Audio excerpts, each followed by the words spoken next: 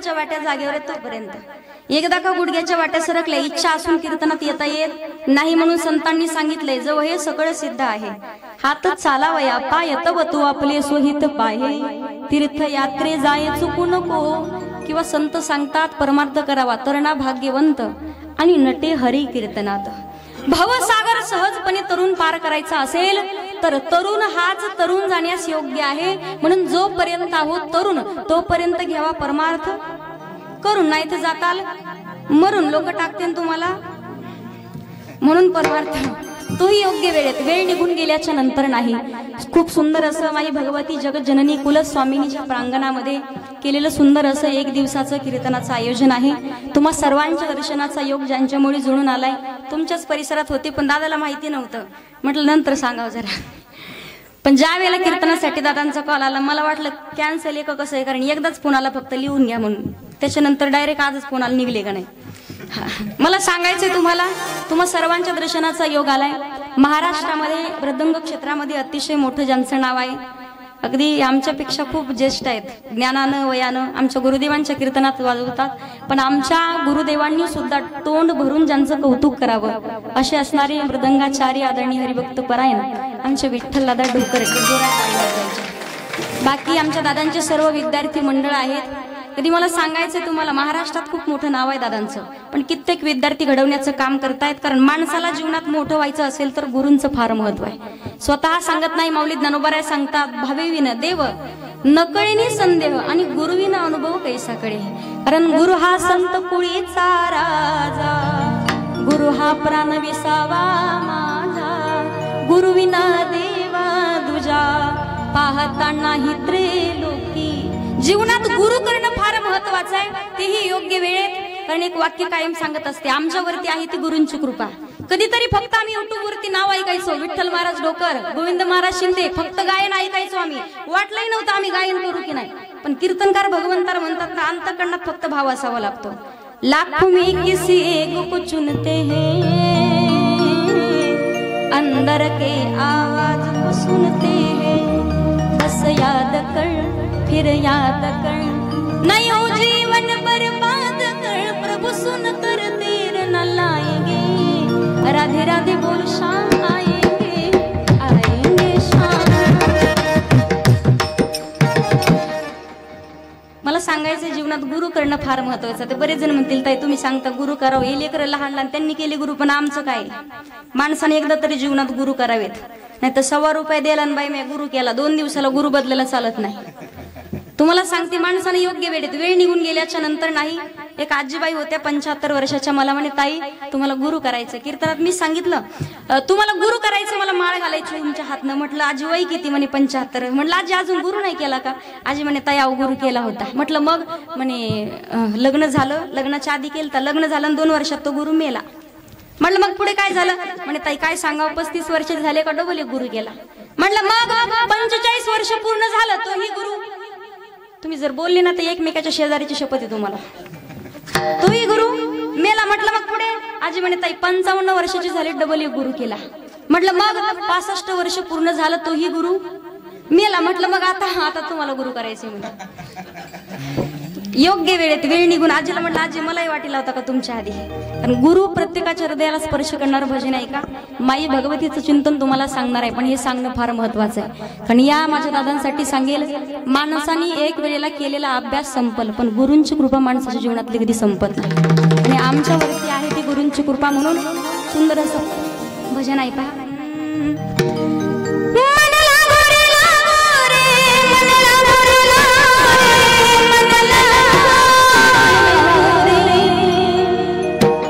मनला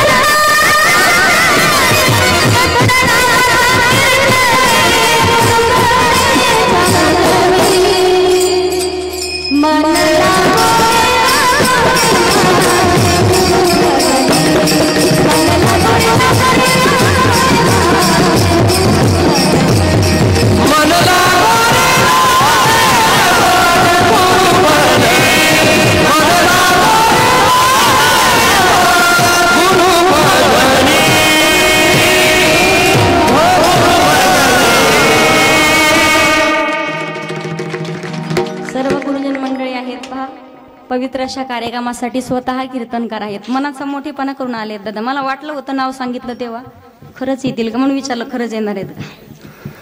खूप मोठे कीर्तनकार आहेत. महाराष्ट्रात खूप मोठं गायन आणि कीर्तन क्षेत्रामध्ये नाव आहे. जालन्यावरून उपस्थित आहेत. गायन तर फार सुंदर आहे पहा, पण गायनापेक्षा सुद्धा स्वभाव फार सुंदर आहे. कारण आमच्या सोबत 1-2 दिवस होते आदरणीय आमचे हरिभक्त परायण आमचे गोविंद दादा शिंदे दादांचे धन्यवाद. त्याचबरोबर दादांसोबत आलेले आदरणीय हरिभक्त परायण आमचे बळीराम महाराज आहेत, महाराजांचे धन्यवाद. महाराष्ट्रात खूप मोठं गायन क्षेत्रामध्ये नाव आहे. आदरणीय हरिभक्त परायण आमचे नवनाथ गुरुजी, आपली लोहगावला भेट झाली पहा, तुमचे धन्यवाद. बाकी सर्व टाळकरी मंडळी असतील, आमच्या दादांच्या संस्थेतील सर्व विद्यार्थी मंडळ आमच्या सोबत माझ्याकडे शिकायला आहे. आमच्या गजानन काकांची मुलगी आहे गोपिकाताई नानवटे, त्याचबरोबर राहुलीवरून अजूनही विठ्ठल दादा, बाकी सर्व मंडळी उपस्थित आहेत. सगळ्यांचे धन्यवाद. ज्ञानानं वयानं ज्येष्ठ आहेत. अतिशय सुंदर माझ्या कथेसाठी भोकर या ठिकाणी कीबोर्ड वाजवण्यासाठी आहेत आमचे मयूर दादा निंबोळकर, दादांचे धन्यवाद. आणि आज एकच म्हणेल पहा, उजळली भाग्य आता अवघी चिंता वारली. विठ्ठल दादांच्या संस्थेवर तर जाण्याचा योग आलाच, पण त्याचबरोबर आमच्या डॉक्टर साहेब गव्हाणे गुरुजींचं दर्शन झालं. एकदा जोरात टाळी वाजून स्वागत करायचं गुरुजींचं. कारण दादांना सांगितलं मी, बहीण तर मानलंय मला म्हणून दादा म्हटले तुम्हाला. दरवर्षी रक्षाबंधनला ठरलंय आमचं तर इकडे यायचं म्हणून. मला सांगायचं तुम्हाला एक बात, स्वतःच्या जीवनामध्ये माणसाने एकदा तरी आल्यावर नर्मदा मैयाची परिक्रमा करावी. आमच्या गुरुजींच्या जीवनात घडली. एवढी महाराज मंडळी वारीकरी संप्रदायात आहेत, पण बोटावर मोजणे एवढेच महाराज लोकांची झाली. नक्कीच गुरुजी तुमचे धन्यवाद व्यक्त करते. असेच आशीर्वाद कायम राहू द्या. त्याचबरोबर महाराष्ट्रात फिरत असताना माझे वडील माझ्या सोबत असतात, माझ्या बाबांचे धन्यवाद व्यक्त करते. बाकी सर्व मंडळी असतील. युट्यूब चॅनल आहे आमचे आदरणीय हरिभक्त परायण, युट्यूब क्षेत्रातले माझे मोठे भाऊ आमचे गोविंद दादा पौड, दादांचे धन्यवाद. दुसरे दादा आहेत त्यांचे धन्यवाद. बाकी सर्व हरिभक्त परायण मंडळी, त्याचबरोबर विनेकरी आहेत. साऊंड सिस्टम कुठं बसले काही दिसेनात मला, तुमचे धन्यवाद. सर्वच हरिभक्त परायण मंडळी, चष्मेवाले, फेट्यावाले, मिशावाले, गंधावाले, पदर घेतलेल्या बिना पदरावाल्या, सगळ्यांचे धन्यवाद. आणि हिंगोली या क्षेत्राच्या ठिकाणून आलेले आहेत. फक्त कॉलवरती संपर्क आहे, पण तरी सुद्धा कीर्तन श्रवणासाठी आलेत आमचे दराडे सर आणि आमच्या दराडे सरांचा पूर्ण परिवार, त्यांचेही धन्यवाद व्यक्त करते. एकदा सर्व पंचकृषीतून जमलेल्या भाविक भक्तांसाठी जोरात टाळी वाजवायची. सर्वांचे धन्यवाद व्यक्त करून आपण अभंगाला सुरुवात करू.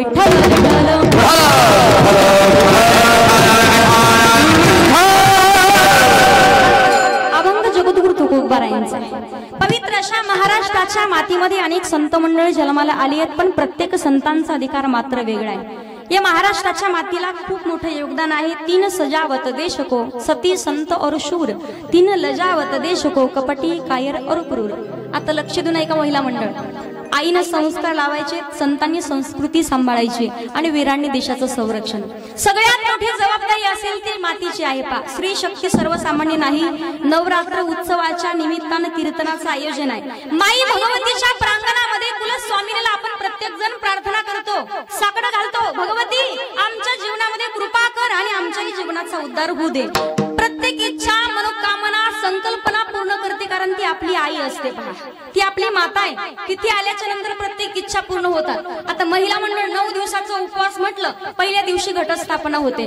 मला सांगा, घटस्थापनेच्या दिवशी ज्या वेळेला तुम्ही शेतातली वावरी आणता आणि त्या वावरीमध्ये 5-6 प्रकारच्या राशी टाकता, हे धान्य टाकतात का याचा कधी विचार केलाय का तुम्ही? बरेच वयोवृद्ध तुम्हाला कथा माहिती असेल, पण पहिल्या काळापासून चालत आलेली परंपरा एका गोष्टीमुळे आहे, त्या राशीमध्ये बाजरी कधी टाकलेली पाहिली नाही. बरोबर, त्या राशीमध्ये टाकतात ती ज्वारी, गहू, त्यामध्ये टाकतात करडी आणि अजूनही असते ती म्हणजे हरभरे असतात. मला सांगायचं या गोष्टी का टाकतात ते वावरीमध्ये, तर एक सांगते, घटस्थापनेच्या वेळेला 9 दिवसाच्या कालावधीमध्ये माई भगवतीच्या कृपा आशीर्वादाने ज्या वेळेला आपण शेवटच्या दिवशी शिलोंगन करण्यासाठी प्रत्येक जण मंदिरामध्ये दर्शन घेण्यासाठी जातो, प्रत्येक जण आलिंगन देतो ना, फेटा असेल किंवा टोपी असेल, टोपीमध्ये फेट्यामध्ये आपण ते धान्य लावतो पहा, खोचतो की नाही? मग प्रत्येक जणांचं लक्ष पहिल्या काळामध्ये धान्याकडे जायचं. आपल्या घरी प्रत्येकानं पीक लावलंय, ते धान्य लावलंय, पण कोणतं पीक हे जास्त उंच आहे, कोणतं पीक चांगलं आलंय, याच्यावरून ठरवलं जायचं की या वर्षी शेतामध्ये कोणतं पीक पेरलं पाहिजे. कारण त्या वर्षी जे पीक जास्त उंच असेल त्या पिकाला जास्त उतार राहायचा. उदाहरणार्थ चांगलं पीक यायचं. मला सांगायचंय तुम्हाला, घटस्थापना करण्याच्या पूर्वी महिला मंडळ उपवास करतात पहा, चप्पल सोडतात काही जणी उपवास. बरं, काहींचा उपवास कसा, पांढरा उपवास, सगळं पांढरं खायचं, काजू बदाम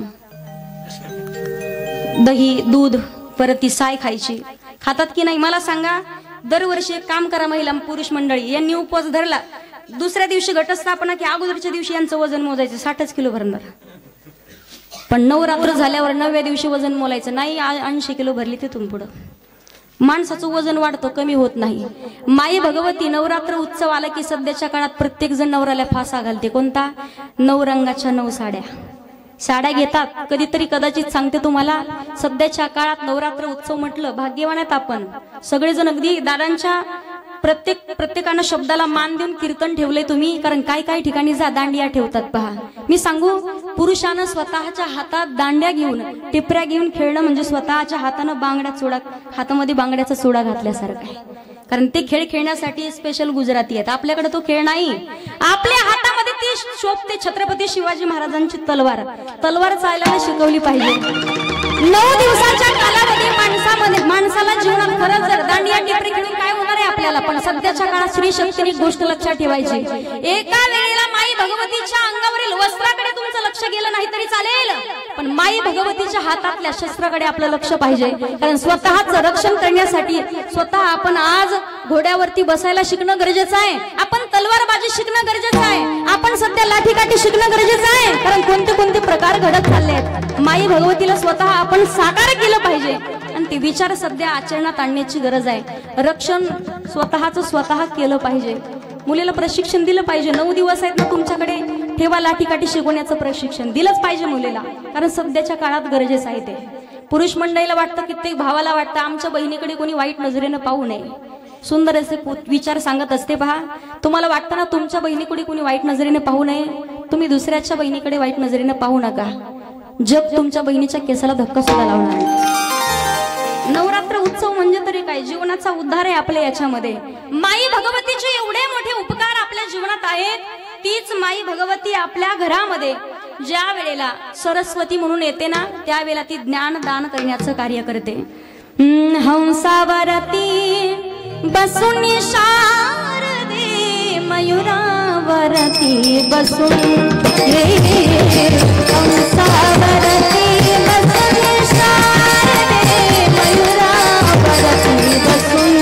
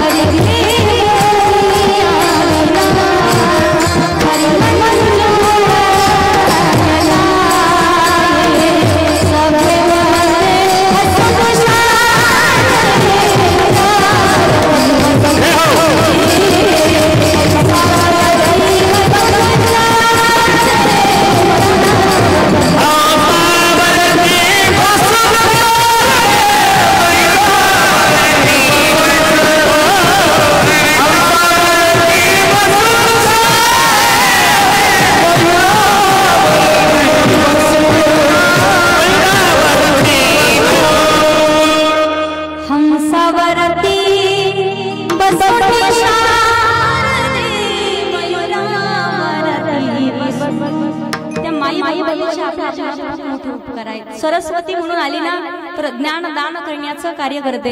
आणि ज्या व्यक्तीला पहा तुम्ही, वारकरी संप्रदाय असू द्या किंवा कोणतंही क्षेत्र, कुठल्याही क्षेत्रामध्ये ज्या व्यक्तीला सरस्वती मातेची कृपा आहे त्या माणसाचं नाव काहीतरी आगळं वेगळं असतं, त्याचं चारित्र्य काहीतरी आगळं वेगळं असतं. पण त्या मातेची कृपा करून घेण्यासाठी अंतःकरणात भाव तेवढा शुद्ध असावा लागतो. मला सांगायचंय तुम्हाला, तीच माई भगवती आपल्या घरामध्ये ज्या वेळेला महालक्ष्मी म्हणून येते ना, त्यावेळेला ती आपल्याला धनदान करण्याचं कार्य करते. ती माई भगवती आपल्या घरात ज्या वेळेला अन्नपूर्णा म्हणून येते तर आपल्या पोटातली आग शांत करण्याचं कार्य करते. म्हणून महिला मंडळांना कायम सांगणं असतं, तुम्ही ज्या वेळेला स्वयंपाक बनवताना कायम कमीत कमी भगवान परमात्माचं नामचिंतन करायला शिकलं पाहिजे. तुम्हाला वाटतं आमच्या घरातल्या माणसांमध्ये डोक्यात कधीच वाईट बुद्धी येऊ नये, वाईट विचार येऊ नये. कधीतरी हरिपाठ तुम्ही स्वयंपाक करता करता कृष्णाचा आचार कृष्णाचा उच्चार, रामाचा आचार आणि हरीचा उच्चार जर जीवनात कायम ठेवला तर नक्कीच आपल्या घरातले माणसं व्यवस्थित कार्य करतील. जीवनात आपलं नाव कधी पाठीमागे राहत नाही. स्वयंपाक करत असताना भगवंताचं नामचिंतन केलेला स्वयंपाक हे जेवण राहत नाही, ते भोजन राहत नाही, तर भगवंताचा प्रसाद होतो. आणि तुमच्या घरातल्या माणसाने जर का तो प्रसाद खाल्ला त्याच्या जीवनात कधीच त्याच्या डोक्यात वाईट विचार येऊ शकत नाहीत. म्हणून तीच अन्नपूर्णा म्हणून जर आली, पोटातली आग शांत करण्याचं काम करते. तीच माई भगवती आपल्या घरामध्ये जर रेणुका म्हणून आली, आपल्यातील रोगराई नष्ट करण्याचं काम करते. एवढे मोठे उपकार त्या माई भगवतीचे आपल्या जीवनात आहेत. म्हणून त्या माई भगवतीचा जागरण आपण करतो. आपण गोंधळ करतो की नाही? आमच्या संत तुकाराम महाराजांनी सुद्धा केलाय. आम्ही गोंधळी गोंधळी आम्ही गोंधळी गोंधळी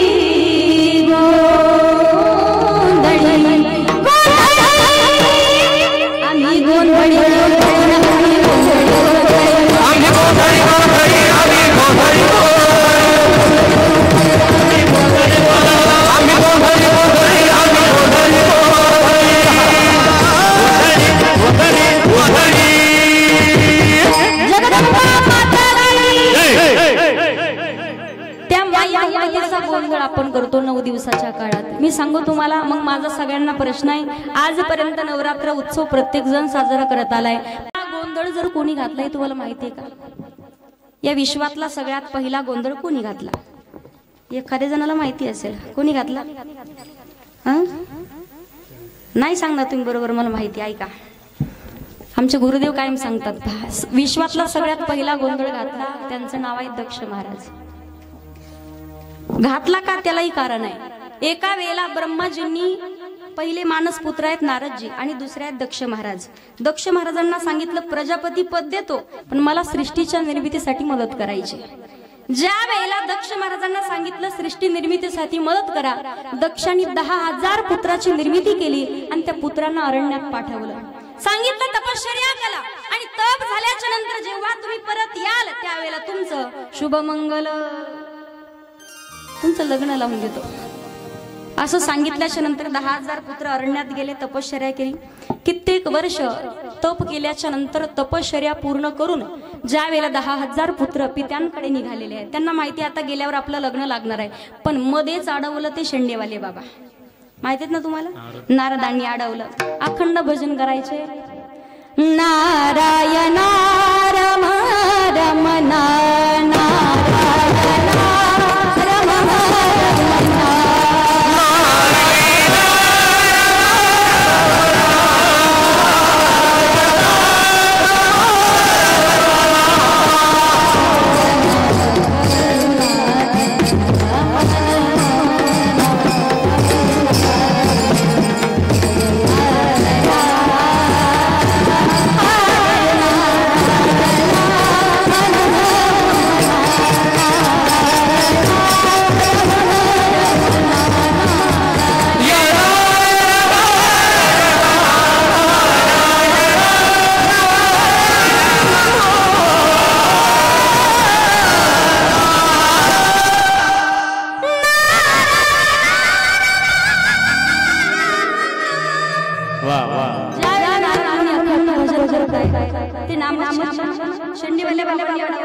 तुम्ही कोण? मी तुमचा अंकल. कळतं ना तुम्हाला? आताच्या शब्दात सांगते आणि अंकल आम्ही तुमचा चुलता आहे. आमचा चुलताना आम्हाला कसं माहिती नाही. अरे म्हणे मी एका जागेवर कधी थांबत नाही, अखंड भजन करतो, पण माझा पाय कधी घरी थांबत. हरिभक्त परायण असल्यामुळे आमचा घराला पाय कधी थांबत. खरंय का दादा? आपलं सांगते मी. आमचा कधी घराला पाय नसतो. आमचं घर म्हणजे गाडी. नारद मुनी म्हणतात मी हरिभक्त पराने अखंड भजन करतो, माझा पाय एका ठिकाणी कधी थांबत नाही. मग ज्या वेळेला उपदेश करू लागले, सांगितलं कुठे चालला, म्हणे वडील आमचे तपश्चर्या करून आल्यावर आमचं लग्न लावून देणार आहेत आणि सृष्टीच्या उत्पत्तीसाठी आम्ही मदत करणार आहेत. त्यावेळेला नारद मुनी म्हणतात अरे वाटोळं होईल तुमचं. म्हणे कसं, लग्न करून कोणाचं भलं झालंय का, कोणी सुख समाधानी आजपर्यंत असं कधी ऐकलंय का, वाटोळं होईल तुमचं, अजिबात जाऊ नका. यांना सांगितलं जा म्हणे परत तप करा, देवाची प्राप्ती करून घ्या. 10,000 पुत्रांना परत पाठवलं नारदांनी. दक्षला राग आला, परत 10,000 पुत्र निर्माण केले. त्यांची तशीच घटना. परत आल्याच्या नंतर नारदांचं भजन, नारायण श्रीमन नारायण नारायण नारायण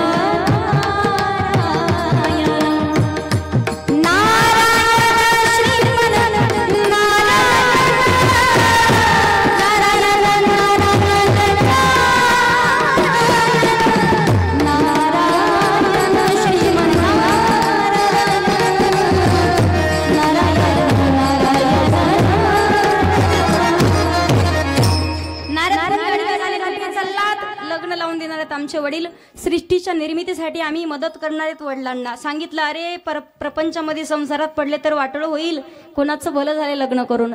याही 10,000 पुत्रांना परत पाठवलं.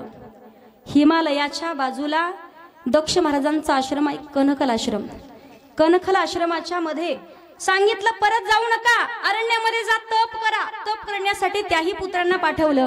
ज्या वेळेला हीच गोष्ट दक्ष महाराजांच्या कानावरती आली तर दक्षाने श्राप दिला, नारदा माझा श्राप आहे, तुला एका ठिकाणी बसू कधीच तू कुणाला उपदेश करू शकणार नाही. म्हणून नारदजी एका ठिकाणी कधी थांबत नाही, दक्षाचा श्राप असल्यामुळे. ज्या वेळेला ब्रह्मदेव तिथे उपस्थित झाले, सांगितलं दक्षा तू वाईट केलंय. म्हणे काय चुकलं माझ्याकडून, चुकलंय नाही चुकलं, अरे खरंच चुकलंय, नाही चुकलं माझं, काय चुकलं सांगा. सांगतो पण अगोदर हळू आवाजात विचार, काय चुकलं सांगा. माझे 20,000 पुत्रांना त्यांनी परत पाठवून दिलं, श्राप दिला, माझ्या आडव्यामध्ये येणारा माझ्या जो आडवा येईल त्याला श्राप दिला आणि परत पाठवलं. काय चुकलं माझं सांगतो म्हणे ऐक. म्हणे ज्या 20,000 पुत्रांना तू निर्माण केलं होतं ना, सृष्टीच्या निर्मितीसाठी मदत नाही, तर ते पुत्र धड स्त्री नाही, धड पुरुष नाही, किन्नर जात होती. जर त्यांना परत बोलवलं असतं, लग्न करून दिलं असतं ना, तर तुझ्या चांगलं काम नाही तर वाईट कार्य घडलं असतं. एवढ्या मोठ्या पापातून तुला नारदांनी वाचवलंय. दक्षाला स्वतःची चूक समजली. ब्रह्मदेवा काय करावं आता, बाबा काय करावं. म्हणे काहीच नाही, माई भगवतीची 9 दिवस उपासना करायची. ज्या वेळेला 9 दिवस आराधना माई भगवतीची करतायत, अखंड 9 दिवस तेळ झालं आणि शेवटच्या दिवशी सांगितलं त्याच माई भगवतीला विनंती कर की माझ्या पोटी माझी कन्या म्हणून जन्माला ये, त्यावेळेला तू या पापातून उतराई होशील. त्यावेळेला दक्ष महाराजांनी 9 दिवस माई भगवतीची आराधना केली, उपासना केली. माई भगवतीची उपासना करत असताना 9 दिवस तेल जाळलं आणि ज्या वेळेला 9व्या दिवशी माई भगवती अष्टभुजा रूप धारण करून प्रगट झाली आहे. सांगितलं माग काय मागायचे तर मी तुझ्यावरती प्रसन्न आहे. सांगितलं भगवती माता माझी एक इच्छा आहे, तुम्ही माझ्या पोटी माझी मुलगी माझी कन्या म्हणून जन्माला या. ज्या वेळेला माई भगवतीने सांगितलं तुझ्या पोटी जन्म घेते पण माझ्या 2 अटी. म्हणे कोणत्या. पहिली अट अशी, ज्या वेळेला तुमच्या पोटी जन्माला येईल मी लग्नाची होईल, मला लग्नाचं वय झाल्याच्या नंतर माझा विवाह भगवान शिव शंकराच्या सोबत लावायचा, ही पहिली अट. आणि दुसरी अट, ज्या वेळेला भगवान शिव शंकराचा अपमान तुझ्या हातनं घडेल त्या दिवशी तुझ्यासहित तुझ्या राज्याचा नाश करून निघून जाईल. ह्या 2 अटी. मग त्यावेळेला पहा दक्षाला प्रजापती पद मिळतं आणि त्या ठिकाणी दक्ष महाराज महादेवाला महायज्ञात पूजेचं स्थान ठेवत नाहीत. पूर्ण दक्षासहित राज्याचं वाटोळं करून माई भगवती निघून जाते. मला सांगायचे कथाभाग इथपर्यंत की विश्वातला सगळ्यात पहिला जागर गोंधळ जर कोणी केला असेल तर तो दक्ष महाराजांनी केलेला आहे. त्याच माई भगवतीची कृपा आपल्यावरती करायची असेल, त्याच माई भगवतीची कृपा आपल्यावरती करून घ्यायची असेल तर लख पडला प्रकाश दिवट्या शालीचा, गोंधळाला गोंधळी भवानीचा. मी पणाचा दिमाग तुटला, अंतरंगी आवाज उठला, ऐरणीचा सवाल सुटला या कहाणीचा. लख पडला प्रकाश दिवट्या शालीचा,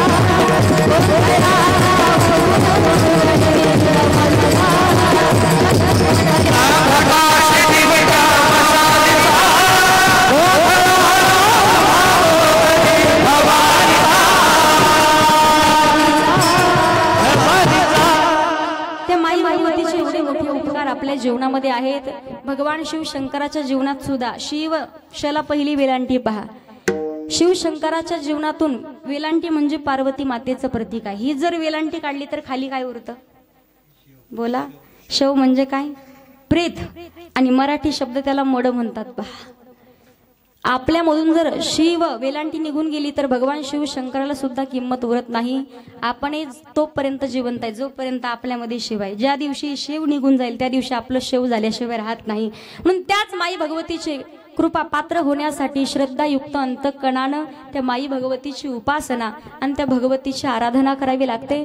जगद्गुरु तुकोबाराय सुद्धा जगाच्या मालकाकडे सुंदर असं मागणं मागावं काय आणि कसं मागावं सुंदर असा भाव या अभंगातून प्रतिपादन करतायत. पण त्या अगोदर तुकोबारायांचा अधिकार जर आपण पाहिला, माझी मज झाली अनावर वाचा, माझी मज झाली अनावर वाचा, माझी मज झाली अनावर वाचा आणि छंद या नामाचा घेतला असे. तुकोबारायांचा अधिकार आहे पा. तुकिता तुलनेसी ब्रह्म तुकासी आले आणि म्हणून रामेश्वरे चरणी मस्तक ठेविले. जगद्गुरु तुकोबारायांचा अधिकार सांगते वारकरी संप्रदायाचं नाक आणि वारकरी संप्रदायाचा कळस.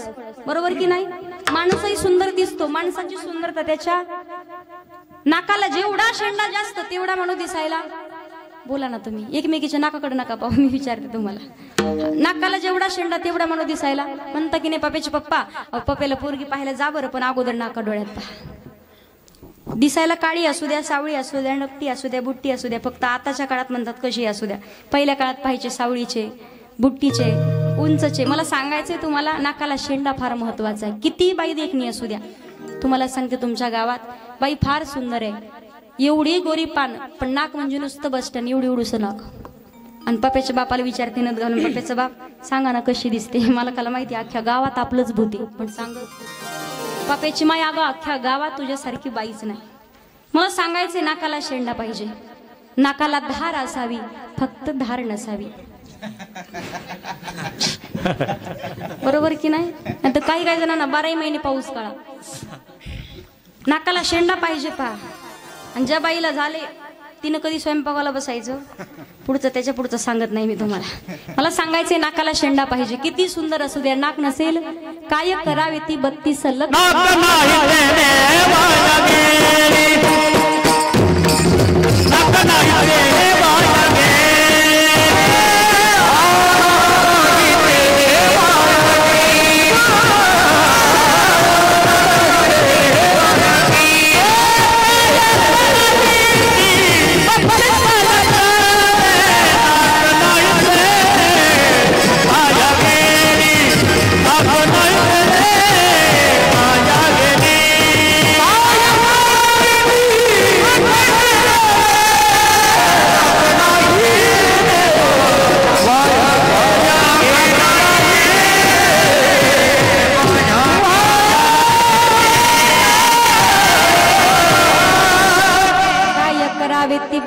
लक्षणे नाक नाही तेने वाया गेली. माणसाचं नाक महत्वाचं आहे. महिला मंडळ, नाकाला शेंडा पाहिजे.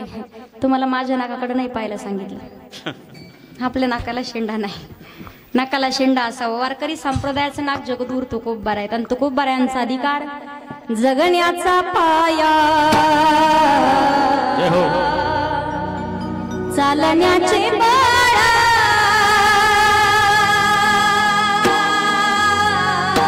जगण्याचा पाया, विचाराचे तुका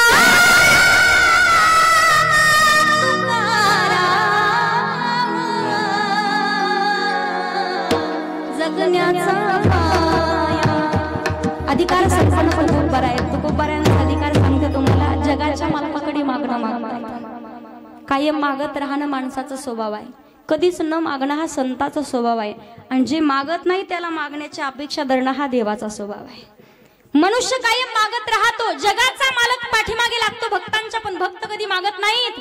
पण जगाच्या मालकानं सुद्धा भक्तानं केलेल्या नामचिंतनाची परतफेड करायची आहे. म्हणून कावडीने पाणी जागरी चक्र पाणी वाई. 36 वर्ष कावडीनं पाणी वाहलं जगाच्या. अनन्य भक्ती भावे निळा वस्ती पाया, अनन्य भक्ती भावे निळा वस्ती पाया.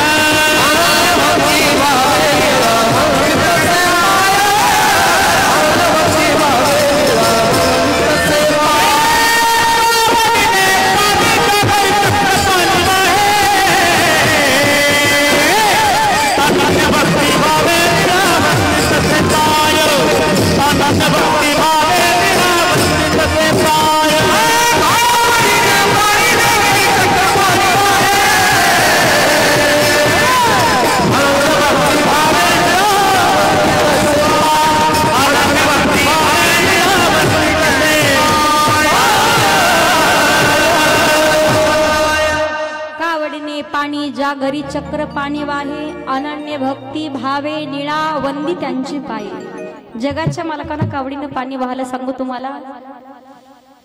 ज्या वेळेला भगवान परमात्माने भक्ताची परतफेड करायची नामचिंतनाची म्हणून जगद्गुरु तुकोबारायांचे पट शिष्य निळोबारायांच्या घरी निळोबारायांच्या मुलीचं लग्न होईपर्यंत कार्य केलं। पहा मला सांगायचंय तुम्हाला, देव आपल्याला कधी मागा म्हणत नाही, पण तरी सुद्धा आपली यादी अगोदर तयार असते।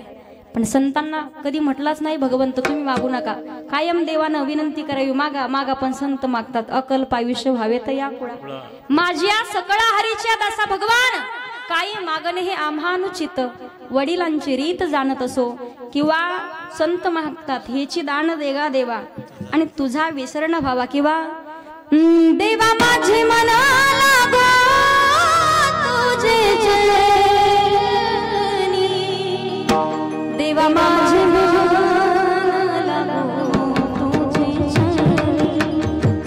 जगाच्या भक्ताच्या घरी कार्य करावं द्वारकेची मूर्त एकनाथा हरी पाणी वाहे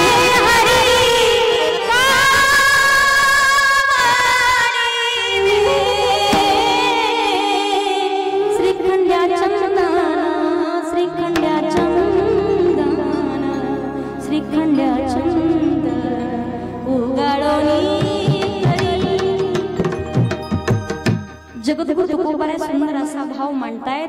भगवान परमात्माकडे एकच इच्छा व्यक्त करतात, ती म्हणजे वंगाच्या दुसऱ्या चरणात मनसे काय करे मागा हो सुख बसे तुझे पायी सुख बसे तुझे सुख बसे तुझे पायी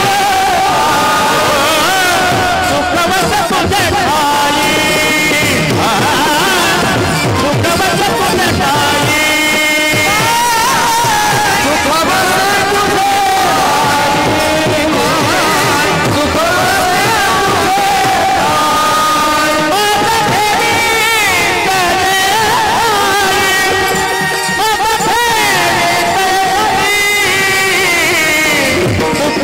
तुझे पायी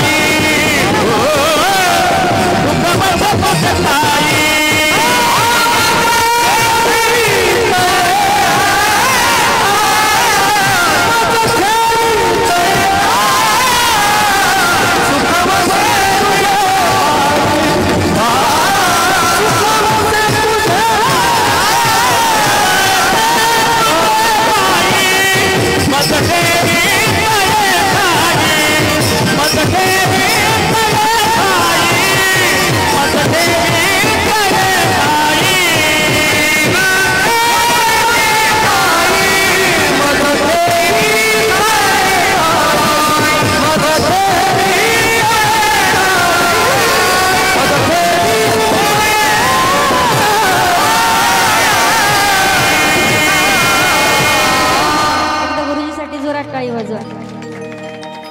तुकोबाराय सांगतात काय सुख वसे तुझे पायी मज ठेवी त्याची ठाई किंवा तये ठाई।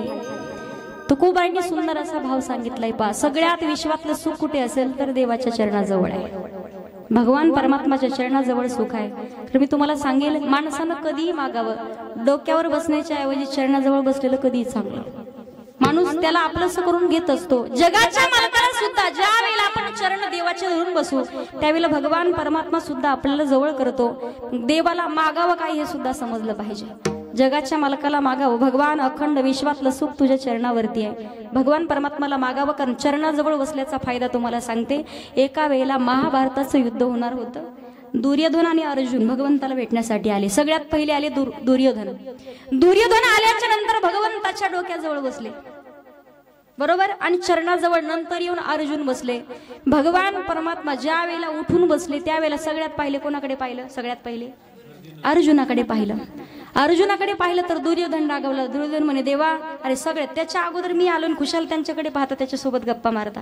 बरं ठीक आहे, काम काय काढलं? सांगितलं, भगवान महाभारताचं युद्ध होणार आहे, तुमची सोबत पाहिजे होती, तुम्हाला साह्य घ्यायचे, तुमची सहाय्यता पाहिजे, यासाठी आलोय. भगवान परमात्मा म्हणे, सगळ्यात अगोदर मागणार कोण? ज्या वेळेला दुर्योधन म्हटलं मी अगोदर मागणार. अर्जुन म्हणे, काय हरकत नाही देवा, मागू द्या.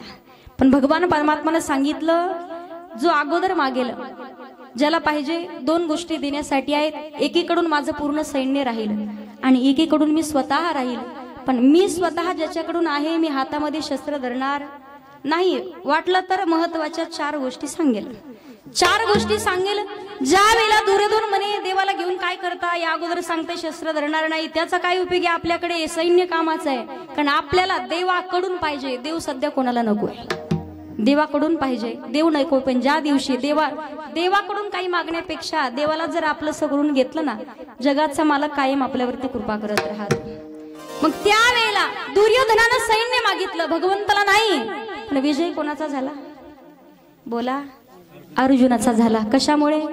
चरणाजवळ बसला होता आणि स्वतः देवाला मागून घेतलं होतं. भगवान परमात्म्याच्या चरणाजवळ बसून ज्या वेळेला देवाला आपण मागू, जीवनात त्यासारखं समाधान कुठे नाही. मी सांगू तुम्हाला, भगवान परमात्माला मागावं का? हजारो लाखो दिन महाराज मंडळी आज आषाढी वारीसाठी पंढरपूरला जातात. मला सांगा, 1 महिन्याच्या कालावधीमध्ये कोणाच्या खिशात 1 रुपया नसू द्या, पण 1 महिन्याच्या कालावधीत कोणी उपवाशी मरत? 1 महिनाभर माहिती नाही जागा कशी, रस्ता कसा आहे, इथं स्मशानभूमी का, इथं वारू, काहीच माहिती नाही. जागा दिसेल तिथं झोपतात. श्रीमंतही असू द्या, गरीबही असू द्या, श्रीमंताला तेच खाण्यासाठी आहे, तिथेच झोपायला, आणि गरीबाला सुद्धा तेच आहे. पण मी सांगू, रोज संध्याकाळी माझा पंढरीशी पांडुरंग परमात्मा सुद्धा रात्री 12च्या नंतर स्वतः सगळीकडे फेरा मारून पाहतो की माझा भक्त एखादा उपवाशी तर राहिला नाही ना. भगवंत आपली काळजी करतो. जन्म त्यानं दिलाय म्हटल्यावर काळजी का करणार नाही? पण फक्त आपला श्रद्धा त्याच्याविषयी असली पाहिजे, आपला निष्ठा, आपला भाव त्याच्या भगवंताच्या चरणावरती पाहिजे. कारण भक्त मंडळी अखंड भजन करतात, नामचिंतन करतात. कारण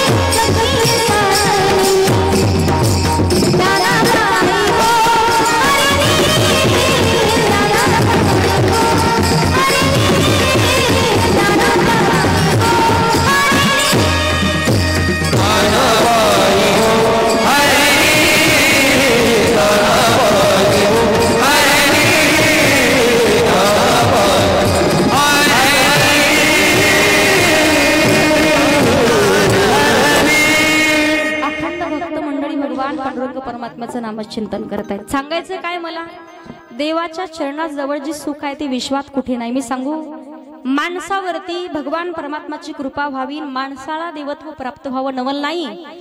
एखाद्या दगडाला सुद्धा जर भगवंताची कृपा झाली ना, त्याला सुद्धा देवत्व प्राप्त होत आहे. पण अगोदर टाक्याचे घाव सोसावे लागतात.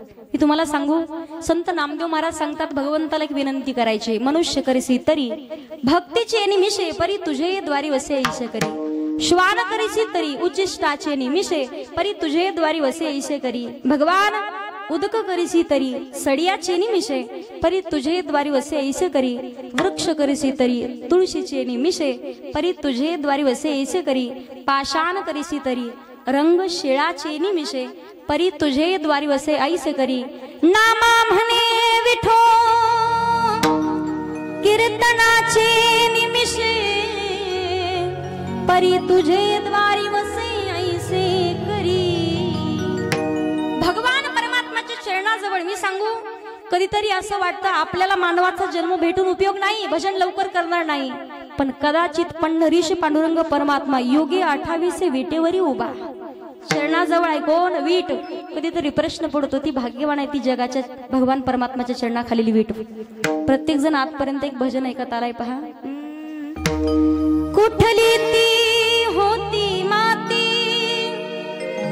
कोणता कुंभार घडवीत उभा राही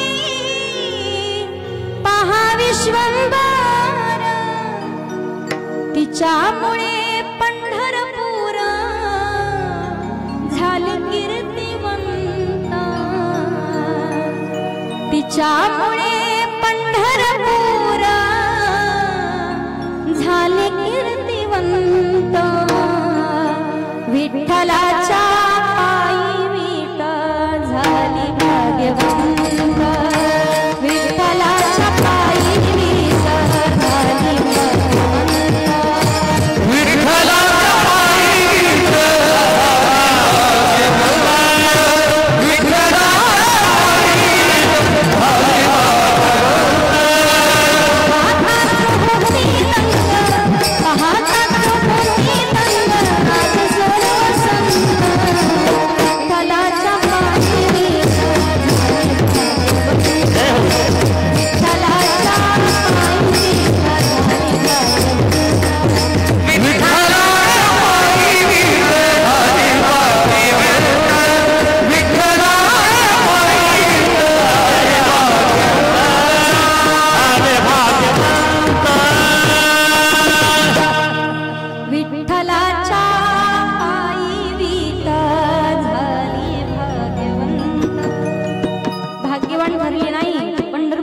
कीर्तिवंत झालं पण कुणामुळे ते विटेनं भगवान परमात्म्याच्या चरणाजवळ जागा घेतली म्हणून। सांगायचंय मला विश्वातलं सगळं सुख आणि समाधान भगवान परमात्म्याच्या चरणाजवळ आहे, मग त्याच भगवंताला मागायचंय। पण मागण्यासाठी मी सांगू माणसाला द्यायचं असेल तर श्रीमंती पाहिजे, उदारता पाहिजे आणि स्वातंत्र्य पाहिजे। मग प्रश्न पडेल ज्या जगाच्या मालकाला आपण मागणार आहेत त्या भगवान परमात्म्याकडे श्रीमंती स्वातंत्र्य आणि उदारता आहे का? आहे ना? किती श्रीमंत आहे? साक्षात विश्वाची आपण ज्याला लक्ष्मी म्हणतो महालक्ष्मी धनलक्ष्मी ज्यांच्या चरणाची सेवा करण्यासाठी आहे ते कमी श्रीमंत असणार आहेत का? उदारता किती उदार आहेत। फक्त वडिलाची मांडी मागितली तर 36 वर्ष राज्य कारभार पाहण्यासाठी अढळपद दिलंय। मुठभर पोह्याच्या बदल्यात सोन्याची नगरी दिली आहे, बोटभर चिंदी 999 धाग्याच्या बदल्यात 999 साड्या दिल्यात। तुम्हाला सांगू मी भगवान परमात्माचं अखंड नामचिंतन केलंय, सुळाचं देखील पाणी पाणी झालंय। भक्तांनी जगाच्या मालकाला समर्पण केलं होतं पहा। लोकांनी म्हणावं वेडा झालाय हा देवासाठी, लोकांनी म्हणावंच लागतं देवाला जर आपलंसं करून घ्यायचं असेल ना लोकांनी म्हणावं लागतं हा माणूस देवासाठी वेडा झालाय। प्रपंचासाठी रडणारे अनेक आहेत पण ज्या दिवशी देवासाठी आपल्या डोळ्यातनं पाणी येईल ना समजून घ्या भगवंताचं आणि आपलं नातं घट्ट होत चाललंय। पण ज्या दिवशी संसारासाठी तुम्ही रडाल समजून घ्यायचं देवापासून आपण दूर दूर चाललोय। रडावं माणसानं, आपण देवाला म्हणतो देव माझा नवल नाही, देव म्हणला पाहिजे हा भक्त माझा आहे। ती भक्ती नाही, भक्तीची पराकाष्ठा असेल। आपण भगवंताला म्हणतो देवा अरे तू माझा आहेस, देवासाठी रडतो नवल नाही।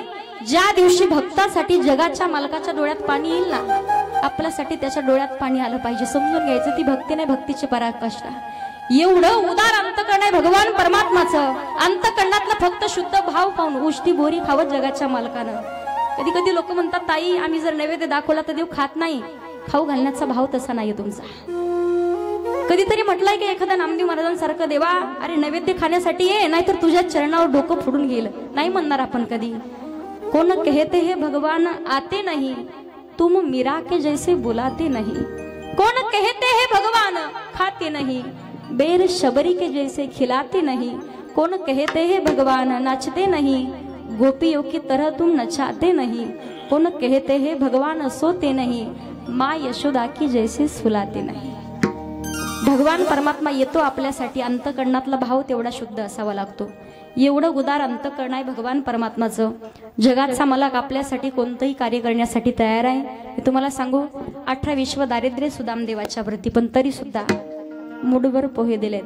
सुदामा ब्राह्मण दुःखी दारिद्र्य पीडिला, मुष्टीभर पोहे घेऊन या त्याचे भेटीला गेला।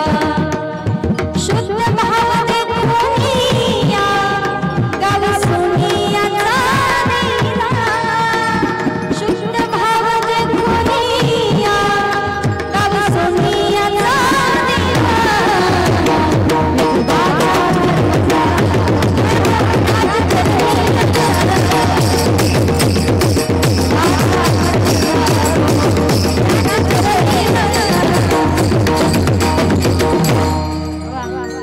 विठ्ठलासाठी दगड असला तरी नाचला तुमच्या पकवाज वाजवा। घरी लोक म्हणतील ना ना ना ना, गेल्यावर इथंच नाचले तर बरं, घरी गेले बायको म्हणून माय एरोडेल न्यावं लागतं। काय गोळ्या संपल्या काय बाप्याच्या बापा, जिथल्या तिथल्या गोष्टी शोभतात पा। हसले तर इथंच, घरी गेल्यावर हसले तर लोक म्हणतील एवढं झालं का काय, तुम्हाला देऊन बाहेर पडतील। मला सांगायचंय तुम्हाला, भगवान परमात्माचं अंतकरण उदार आहे। जगाच्या मालकाला मागावं, पण काय मागावं, कधी मागावं आणि किती मागावं हे समजलं पाहिजे। भगवान परमात्माला मागावं। एक बहादर होता, सांगते 23 वर्षाचं, लग्नच जुळेना। तुमच्याकडे होतात का भानगड सांगते तुम्हाला बरं। गोविंद दादा लोक आपल्याला म्हणते ताई तुमच्याकडे आहे का एखादी, तुमची तिकडे आहे का एखादी, म्हणलं आमच्याच गावातले 50 राहिले। भेटच ना पहा, गावात टेम्पो टेम्पो लग्न होतात सध्याच्या काळात बाबा। जे आई वडिलांची सेवा करतात त्यांचे, जे कीर्तनात येऊन बसलेत त्यांचे टेन्शन घेऊ नका। हा, जे स्वतःच्या पायावरती उभे त्यांचे लग्न होतात सध्याच्या काळात, पण जे मोकार बिना कामाची या गल्लीत ना त्या गल्लीत, कोणाची तरी चप्पल खाणार, कोणाचा तरी मार खाणार, त्यांना उपाय सांगते। त्यांनी फक्त भगवे कपडे घालायचे, मोठ्या मोठ्या रुद्राक्षाच्या माळा घालायच्या, असा आडवा भस्म लावायचा। भम भम बोले टेकडेवाले कैलास की राजा चिल्लीम भराय ताजा दम लगाने आजा की चलो हिमालय की गुफा। तिकडे गेले तर समाधान। मला सांगायचंय तुम्हाला, हा लग्न जुळत नव्हतं, 23 वर्षाचा होता। हनुमानजीच्या मंदिरात गेला आणि रोज हनुमानजीला विनंती करायचा, हनुमानजीची भक्ती करायचा। हनुमानजीची भक्ती करत असताना एक दिवस हनुमंतराय त्याला प्रसन्न झाले, म्हणे बोल बघता, म्हणे काय नाही देवा, लग्न झालं तर बरं होईल। देव म्हणे जेव्हा होत होतं तेव्हा केली नाही, कारण ज्यांचं रखडले त्यांचं लय अवघड आहे सध्याच्या काळात। एके मुलाची सुपारी फुटली पहा, हिंगोलीमध्ये 3 मजली बिल्डिंग, गावात 50 एकरचा मालक, 4 व्हीलर 2 व्हीलर बुलेट गाडी होती, रोज फॉर्च्युनर मध्ये फिरायचा। पण सांगते भानगड, लग्न जमलं, सुपारी फुटली आणि नेमकं सासूबाईनं पोरग पाहिलं, ती म्हणे याला पोरगी द्यायची नाही। पोरीचा बाप म्हणला ग तुझ्या का गोळ्या संपल्या का, एवढं चांगलं स्थळ आलंय म्हणे, खुशाल नाही म्हणते, याला पोरगी द्यायची नाही। अगं झालं काय, तुम्ही इकडे तुमच्या कानात, झालं काय तुम्ही इकडे तुमच्या कानात, येडी झाली का काय, तुम्ही इकडे म्हणे तुमच्या कानात सांगते। हळूच म्हणते तुम्हाला माहित नाही, हे मला पाहायला आलतं, तेव्हापासून राहिलं होतं। ज्यांचे रखडले त्यांचा अवघड आहे पहा, सध्याच्या काळात होत नाही।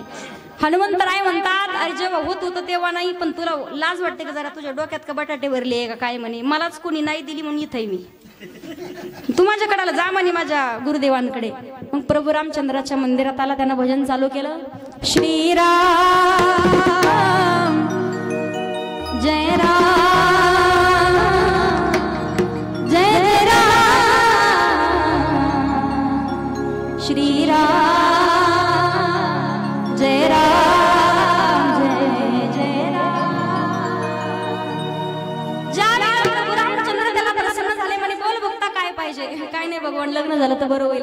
देव म्हणे कशी पाहिजे, म्हणे कशी असू द्या, कशी असली तरी चालेल, कशी पाहिजे ते तर कशी असू द्या देवा, फक्त झालं पाहिजे। मग देवाने म्हटले तथाच तू, लग्न झालं त्याचं। भानगड सांगते तुम्हाला, त्याला बायको भेटली 3.5 क्विंटलच्या पुढे, आणि हा होता चपला सहित 35 किलो। आमच्याकडे एक प्रथा आहे आपल्याकडं, गोविंद दादा लग्न झाल्यावर जेजुरीला जातात पहा, जेजुरीच्या 9 लाख पायऱ्या आणि त्यातल्या 5 का होईना पायऱ्या, ही म्हणे आता हिला कसं नुसतं पाहायचं लोकांकडे, ती म्हणे काम करा तुम्ही, उचलला काय मी उचललं काय, तुम्ही माझ्या पाठकोरी बसा म्हणे. उलट करू निघाले, पण असा वारा सुटला, हा वाऱ्यानं वरती गेला, बायको राहिली खाली. दोघांची ताटातूट बसलं ना रडत, बायकोसाठी रडायचं. प्रभू रामचंद्राकडे आलं, काय रे म्हण लग्न झालं ना देवा, पण हरवली, तेवढी सापडून द्या.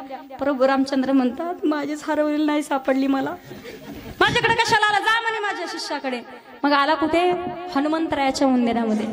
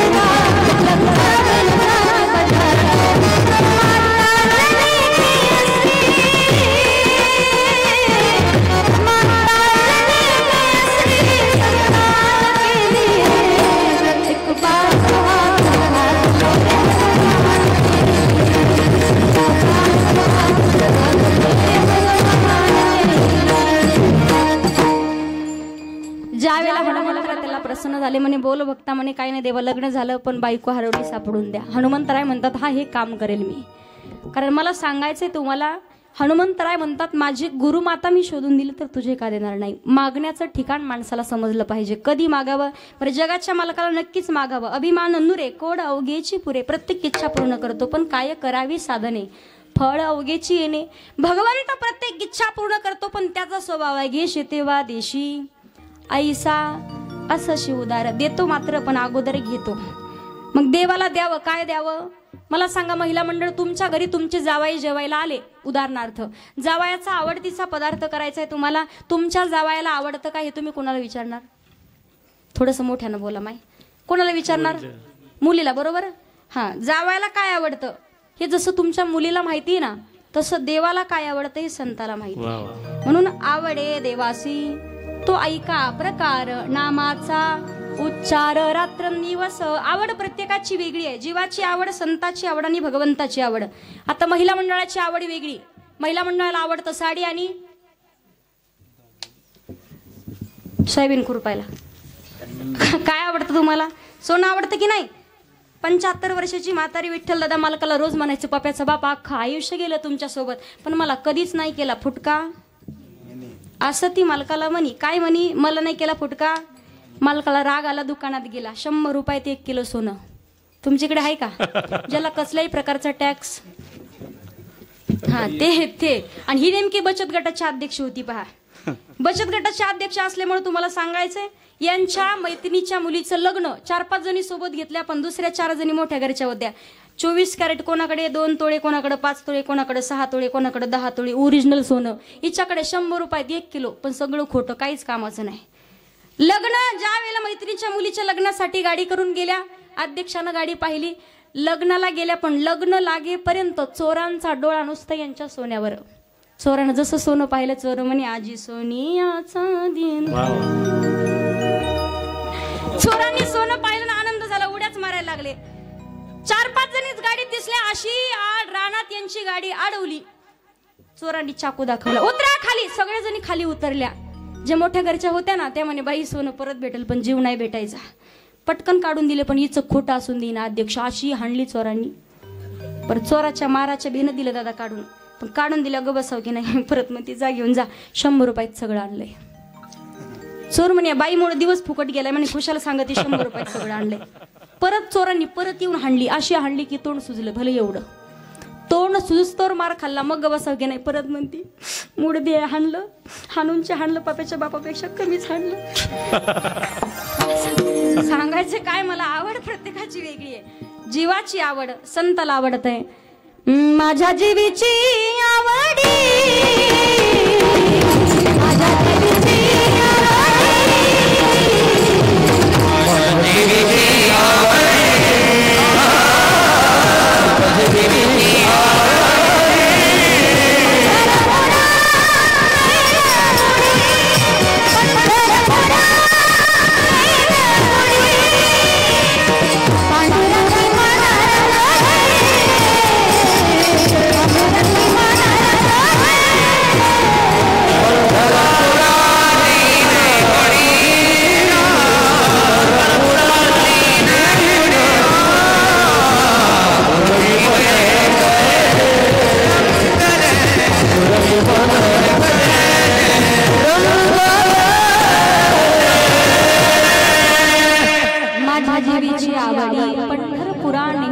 संताची आवड आहे.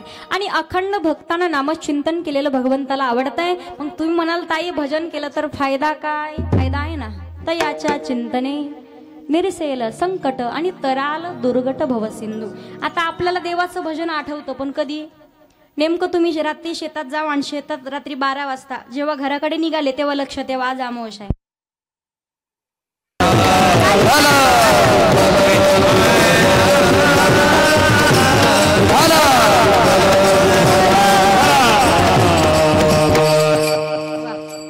हा मोशाला अंधार अंधार झाला. तरी मी वाटच पाहत होते लाईट कशी जाईना. काय सांगाव गवणे गुरुजी कुठे गेले की एकदा कवायना कीर्तनात लाईट जाते. कथा चालू आहे दिवसात कमीत कमी 4 तासामध्ये 10-15 वेळा जात असेल लाईट. नसेल तर एक दिवस पाहायला या. मला सांगायचंय काय, रात्री 12 वाजता तुम्ही शेतात असावेत, तुम्ही घराकडे निघाले आणि तुमच्या लक्षात यावं आज अमावास्या आहे. अमावास्याच्या दिवशी खरोखर तुम्हाला देवाचं भजन आठवेल की नाही? त्यावेळेला आठवेल का घरी लेकरं बाळ राम राम राम राम राम राम राम राम राम राम कुठपर्यंत? विशीच्या आत येईपर्यंत. पण संत सांगतात पहा, दुःख में सुमिरन सब करे सुख में करे ना कोई. दुःख में सुमिरन सब करे सुख में करे ना कोई. अगर सुख में सुमिरन सब करे दुःख काय को होय. एकदा का आनंदामध्ये भगवंत आठवला ना आपल्यावरती दुःख कधी येणार नाही. मग त्या भगवंताचं नामचिंतन करावं. का करावं भगवंताचं भजन? हरी हरी तुम्ही म्हणारे सकळ तेने माया जाळ तुटतील किंवा सारासार विचार करा उठा उठी नाम धरा कंठी. किंवा माऊली ज्ञानोबाऱ्या सांगतात ज्ञानदेव पुसे निवृत्तीसी झाड आणि गगना होणे वाढ नाम आहे. ऐसा नामाचा महिमा वेदशिनला झाली सीमा.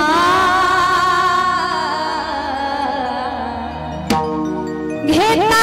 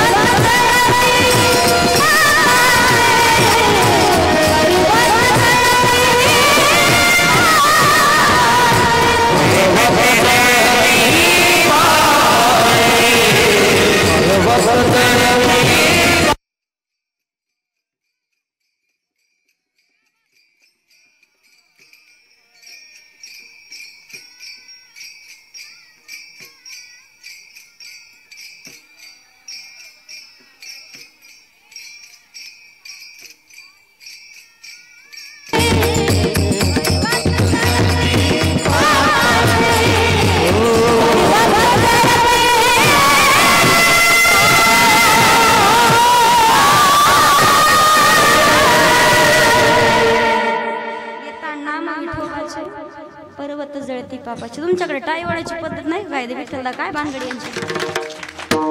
एवढं जीव तोडू म्हणून लोकांनी आतापर्यंत 500-500 रुपये दिले असते. दुसरे तुम्हाला मी पैसे मागितलेत का? मागत नाही मी. आमचं ठरलंय आधीच. तुम्ही कशाला टेन्शन घ्या? तसं काही विषय नाही. खरं वाटेल ठरलं. मला सांगायचंय भगवान परमात्माचं नामचिंतन केलं पर्वता एवढं पापाई नष्ट होतंय. नामचिंतन करा. काही म्हणतील ताई करू ना म्हातारपणी. क्षण भंगुर नाही बरवसा. फारी सावध सोडा माया आशा. काही नचले मग गगडा पडेल फासा. पुढे हुशार थोर आहे एवढं सागा. राम राम स्मरा. आधी पहिल्या काळात माणसं जगायचे 100 वर्ष पहा. पण आता अल्प आयुष्य मानवी देह. शत गणिले ते अर्धरात्र खाय. मध्ये बालत्व पीडा रोग क्षय.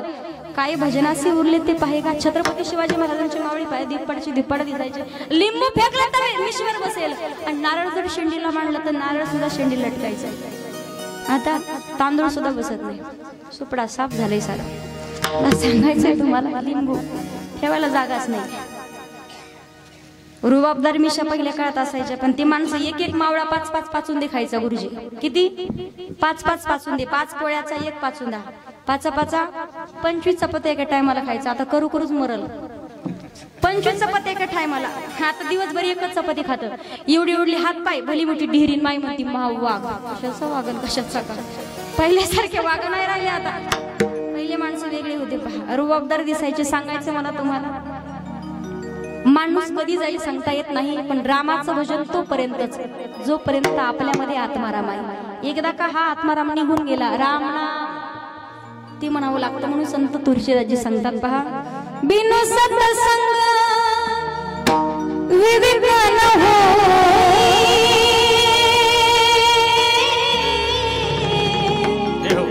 राम कृपा बिनु सुलभ न सोई. राम सिया राम सिया राम जय जय राम. राम सिया राम सिया राम जय जय राम. राम जय जय राम. बिनु सत्संग विवेक न होई. राम कृपा बिनु सुलभ न सोई. जगाच्या मालकाचं योग्य वेळेत भजन. आता किती वेळ राहिला आपला? बोला मोठ्यानं बोला जरा. कीर्तनाचा नाही विचारला मी. आयुष्याचा विचारला. आहे ना माझ्याकडे. मला शिकलेली मी काय अडणी थोडी. इकडे दिसतंय ना मला. संपला. कोण दिवस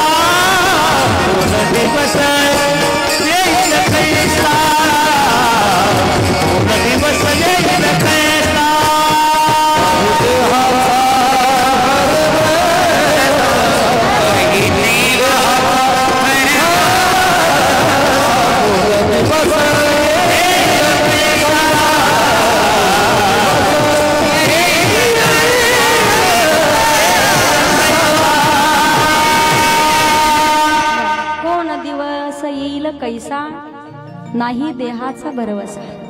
कधी जावं लागेल सांगता येत नाही. माणसाचं आयुष्य आहे. जिंदगी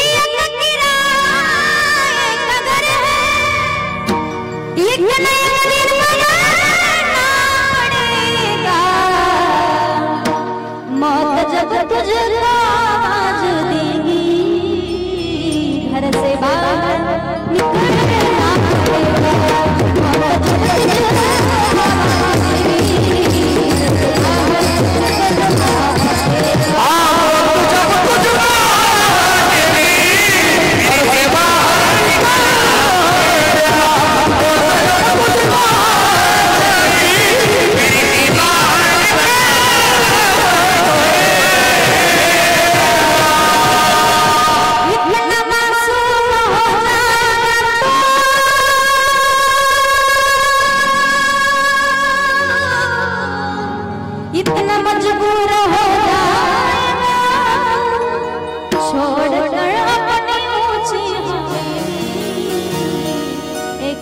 में बदलना पडेगा. कधी जावं लागेल सांगता येत नाही. माणसाचा क्षणाचाही भरवसा नाही. देह नाश पावणार आहे किंवा शरीराची होय माती. शरीराची होय माती. क्या जीवन की पकड़ी है आस, जीवन की पकड़ी है महिलिया से नाच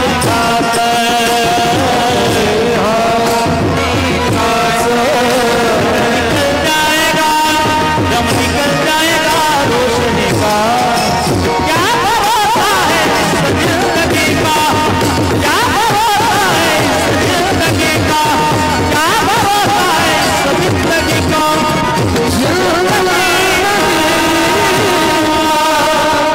हम रहे ना मोहब्बत रहेगी, दास्तां अपनी दुनिया कहेगी.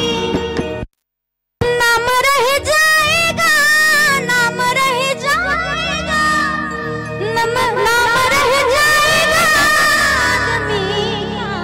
क्या भरोसा है इस जिंदगी का. कधी जावं लागेल सांगता येत नाही. योग्य वेळेमध्ये सावध होऊन भगवंताचं भजन. बऱ्याच जणी म्हणतील ताई संसार सोडून अरण्यात जायची गरज नाही. ठाईचं बैसोनी करा एकचित्त. त्या पुढे सांगते कामामध्ये काम आणि काही म्हणा राम राम. महिला मंडळ मला सांगा, राधा का केसरा का दगडा का धोंडा का मंडाबाई मंजुळा. सगळ्या जणी शेतात तुम्ही जर गेल्या सोयाबीन काढायला म्हणा, हळद खुरपायला म्हणा, शेतात गेल्यावर किती जणी हरिपाठ भजन काकडा करतात. 4-5 जणी सोबत असल्यावर हे काही नाही सापडणार गुरुजी. अशा लाईनीत बसतात कामाला नेकीमेकीला म्हणणार, राधा का तुम्हाला माहिती काल कसाला सावड झाला बाई काय सांगा तुम्हाला. कीर्तन संपले बा अशा लाईनीत लागल्या. मला सांगायचंय तुम्हाला काम कोणतंही करा पण तोंडाचं काहीच काम नाही. म्हणून काळ वेळ नाम काळ वेळ नाम उच्चारिता नाही. काळ वेळ नाम काळ वेळ नाम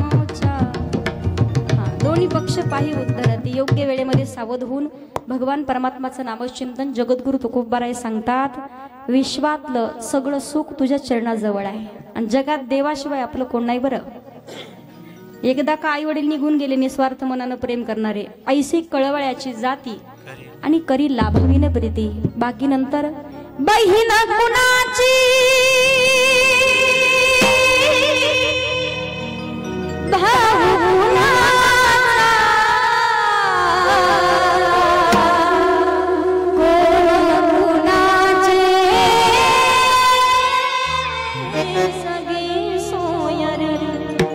नाही रे नाही रे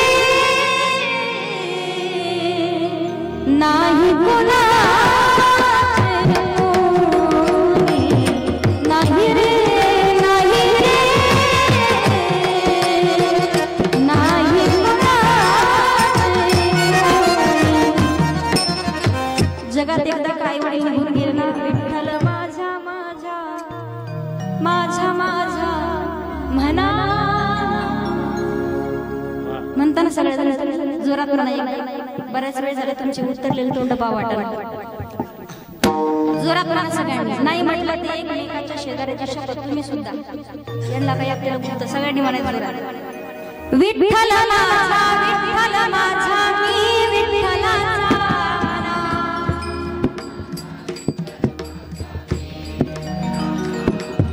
विठ्ठल माझा माझा माझा माझा माझा.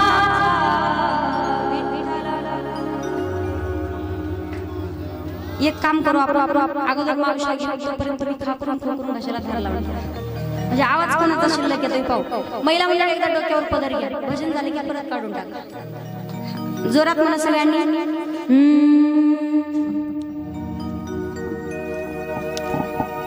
नामदेव जनाबाई सोपान काकाबाई. नामदेव जनाबाई सोपान काकाबाई. नामदेव जनाबाई जोरात. सोपान काकाबाई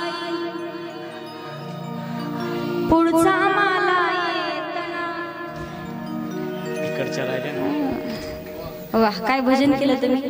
आता शांत बसा. यांचा आवाज बघू आता. जोरात म्हणता तुम्ही. मनात भरली पंढरी जाईन म्हणते माहेरी.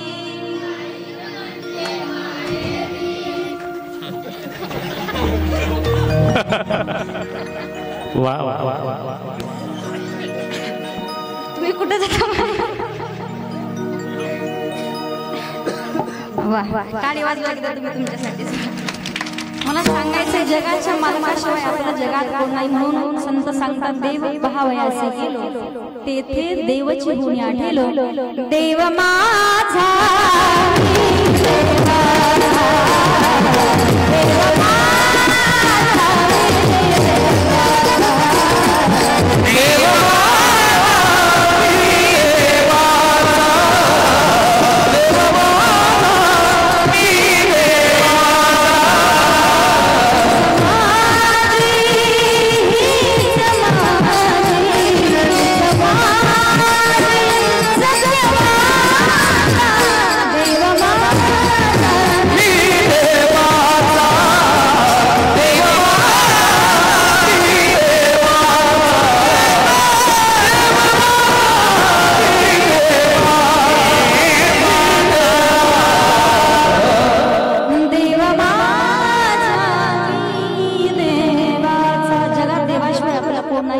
जगद्गुरु तुकोबारा त्याच भगवान परमात्माला म्हणतात सुख वसे तुझे पायी मज ठेवी तय ठाई किंवा तेची ठाई. पण जगद्गुरु तुकोबारे असं सांगतात का? त्याचं उत्तर जगद्गुरु तुकोबारे अभंगाच्या पहिल्या चरणी.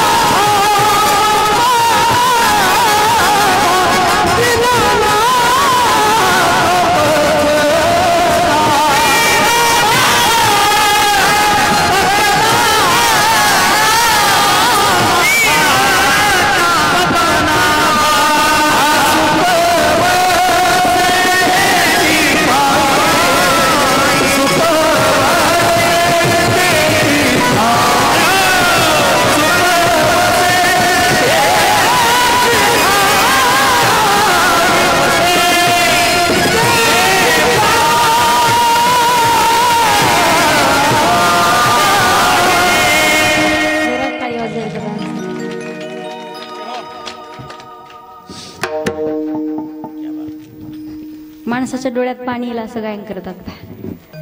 सांगते कायम सांगत असते आमच्या गोविंददादासाठी. गोविंददादा हे माणसासाठी गायन करतच नाही, ते देवासाठी करतात. एवढ्या अंतकरणातून येतं पहा. खूप मोठं संकट आलं होतं त्यांच्यावरती सुद्धा एक 4-6 महिन्यापूर्वी. 1 वर्ष होत आलं असेल, पण केसालाही धक्का लागला नाही. त्याच्यावरती प्रमाण सांगतात माऊली ज्ञानोबा आहे नारायण हरी उच्चार नामाचा आणि तेथे कळी काळाचा रेग नाही. दादांसाठी जोरात टाळी वाजवायची. जगद्गुरु तुकोबारे सांगतात लक्ष्मी वल्लभा दीननाथ पद्मनाभा. मग लक्ष्मी वल्लभा हे नाव का प्राप्त झालं? तर ज्या वेळेला महालक्ष्मी लग्न करण्यासाठी तयार झाले, लग्न करायचं असताना गंधर्व होते ना, गंधर्वाला भाऊ मांडलं आणि भावाला सांगितलं सुंदर असा मुलगा पाहिजे, चतुर पाहिजे, बलवान पाहिजे, बुद्धिमान पाहिजे. म्हणे कोण? भगवान विष्णू. भगवान विष्णू आहेत, भगवान विष्णूकडे महालक्ष्मी आली तर भगवंतानं पाठ फिरवली, म्हणे देवा तुमच्या सोबत विवाह, म्हणे अजिबात, सगळ्या भक्तांना माझ्या सगळे स्थान शरीरातली सगळी जागा वाटून टाकल्या, तुला कोणतीच जागा नाही, ठेवू कुठे? पण शेवटी सांगितलं, भगवान विष्णू सांगतात एक ठिकाण आहे, कोणतं? चरणाजवळ, म्हणून पाय लक्ष्मीच्या हाती तिसी यावे काकुळती, भगवान परमात्माच्या चरणाजवळ लक्ष्मी मातेचे स्थान आहे, म्हणून लक्ष्मी वल्लभा दीननाथ पद्मनाभा. दीननाथ हे नाव कधी प्राप्त झालं?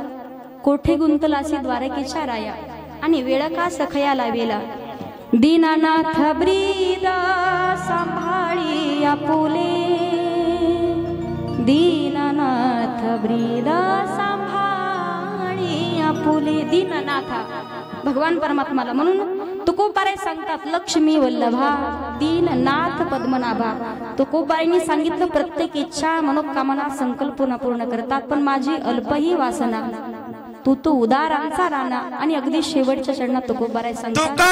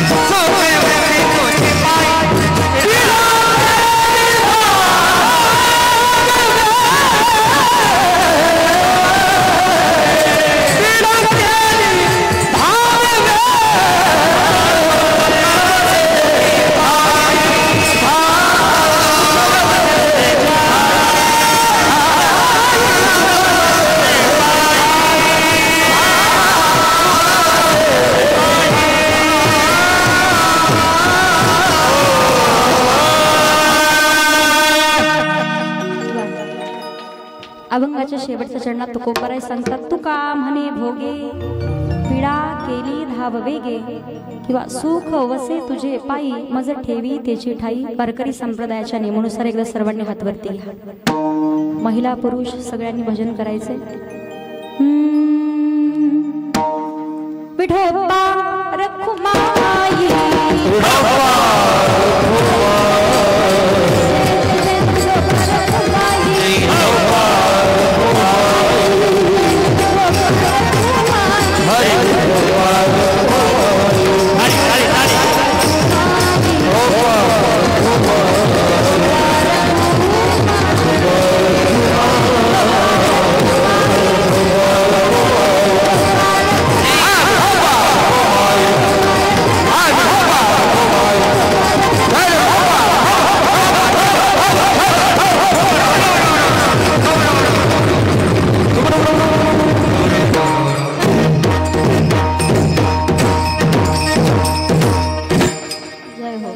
टाळी वाजवा एकदा.